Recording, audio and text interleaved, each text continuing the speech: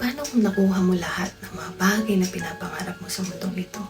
Yung trabaho, yung dream house mo, mga sasakyan, mga negosyo, kasikatan, sa lahat ng mga bagay na pinapangarap mo. Masasabi mo kaya sa sarili mo na, finally, masaya na ako.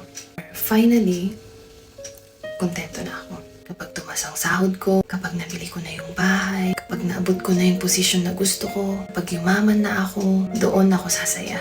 Doon ako magiging buo, or doon ako magiging kontento. Kung meron mang isang tao na may karapatang magsalita tungkol sa success at sa kayamanan, walang iba kundi si Haring Solomon lang. Dahil siya pa lang ang pinakamayaman, pinakamatalino, pinakamakapangyarihang tao sa buong kasaysayan.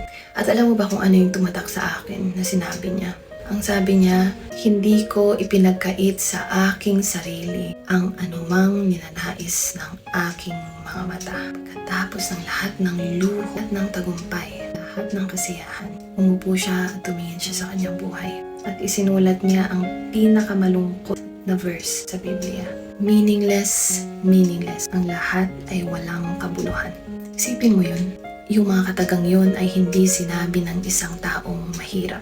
Hindi yan nasabi ng isang taong walang narating sa buhay. Yung mga salitang yan ay nanggaling sa taong nasa kanya na ang lahat ng bagay. Isipin mo to.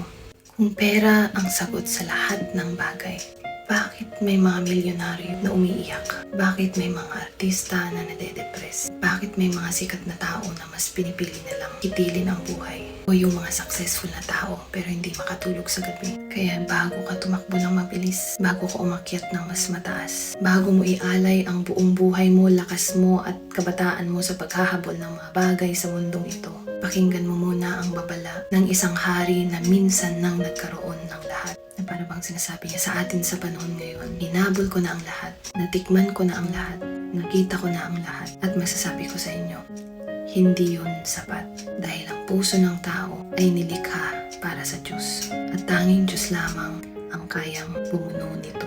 At hanggang hindi siya ang sentro ng iyong buhay, mananatiling may bahagi ng puso mo ang laging gutom.